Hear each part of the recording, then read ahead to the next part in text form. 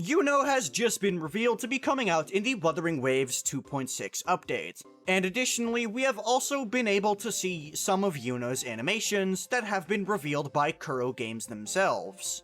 And in this video I'm going to be speculating what I believe to be Iuno's role, what her element and weapon are going to be, and maybe some of the mechanics within her kit. Starting with what I believe to be her weapon and her attribute type. And I'm gonna be honest, the gameplay showcase basically told me absolutely nothing here. Although, actually that isn't entirely true, but I'll get to that in a bit. You see, I was always wondering, since Iuno always had this mood motif going on, what would her abilities look like? Would she have the ability of water, because water is commonly associated with the moon? Or maybe she would control moonlight? What would she do? I basically didn't have a single idea what Iuno's element could possibly be. But now we have seen that she uses water in her animations. And there is one attribute that is commonly associated with water. We have a water-based echo in the form of Lorelei, and we have a character who uses the ocean and jellyfish in her attacks, being Cantarella. And both of these are Havoc. But here's the question. Is that simply how Kuro Games is going to be handling water characters from now on, simply by slapping Havoc on them? Or was Lorelei simply just made with water abilities so it would look good on Cantarella? Here's the thing, I don't know the answer to that, so I have no idea what the validity is behind my claim of saying, oh, Iuno could be Havoc. And even then, I don't think Havoc would make much sense when it comes to releasing Iuno as a character. Frolova just came out, and we had Cantarella to be her signature support not long before that. So it would be really weird if we got another Frolova teammate.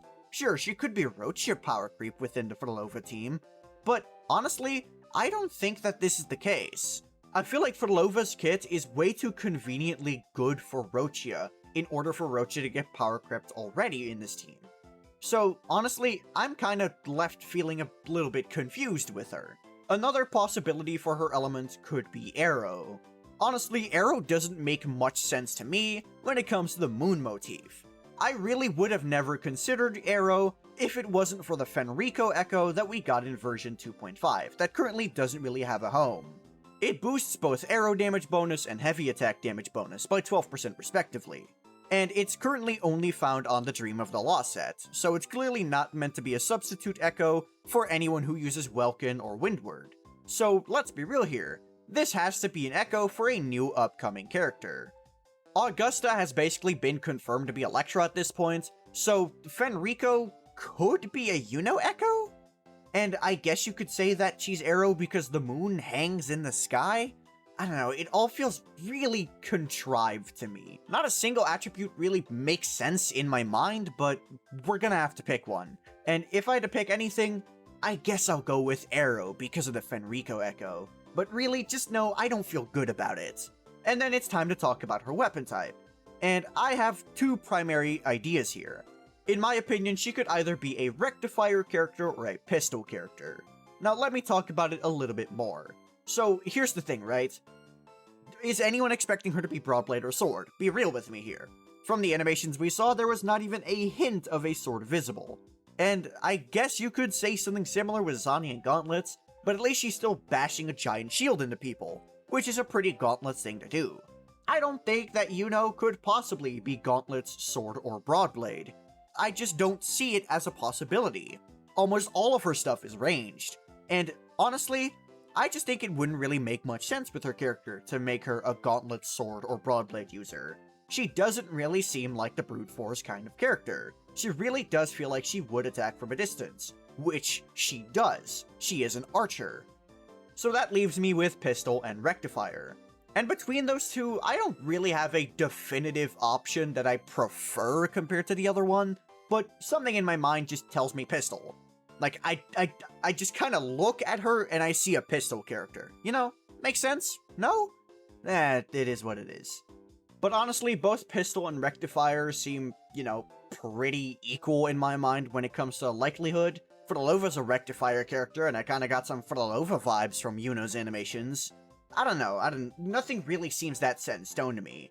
Iuno is a really hard character to guess for. Then it's time to talk about what I believe her role will be in the team, and what her potential mechanics could be. And yet again, I'm sorry, but I'm drawing a blank here. I really do not have much of a clue, so I'm gonna be basically guessing. We did get the animations, which is very nice, but I feel like the animations just simply don't tell me much. We got to see what the basic attacks, Forte Circuit, and Liberation look like, but I didn't really get to catch much else from the animations.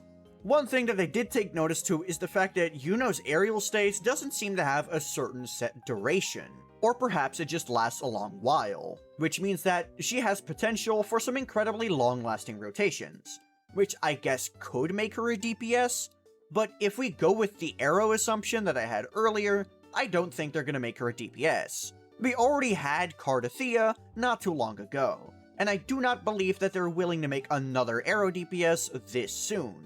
Which leaves us with two roles.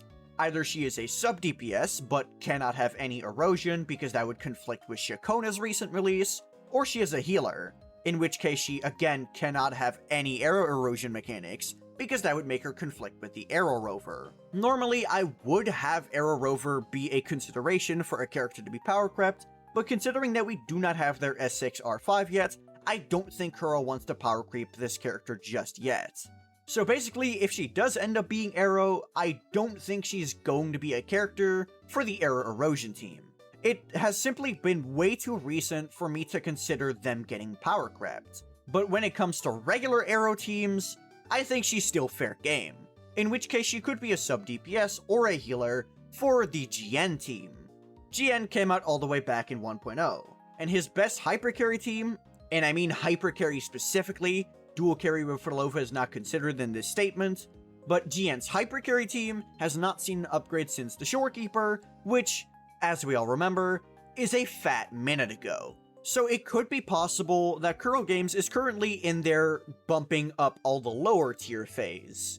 This is something I've noticed that Kuro Games does, where they kind of raise the ceiling of power when it comes to their characters. For example, when we got Cardathea and Zani, the power ceiling got raised, and now they're trying to add new characters who buff older ones so they can keep up again. The initial time they did this, that I remember, was with the Nightmare Echoes, which gave a very nice waves of buffs towards characters who kind of weren't keeping up with Jinshi and Camellia anymore, giving things like Nightmare Thundering Mephis to Sheng Liao, or the Nightmare Inferno Rider for Chong Li. So I can very much see the possibility where Kuro is currently trying to step up the game of all the older characters by introducing new characters. Lupa did this by buffing the Chong-Li Brand combination to be more on par with the higher level teams at the moment. They did it with Frolova to kind of buff the two ugly ducklings of Havoc, should I say, and it could be that now they want to do it with Iuno to buff GN. But that's just my opinion. Let me know down in the comments below what you think Iuno is going to do. And if you liked the video, be sure to like the video and subscribe to the channel. If you have any questions, be sure to check out my Discord, which is linked in the description below. I'm pretty active in there, so there's a pretty good chance I'll respond to your question. Additionally, if you just want to see more of me, check out my second channel, which is also linked in the description. I primarily talk about PGR, but I kinda just make videos about whatever I feel like. But that'll be all from me. Peace.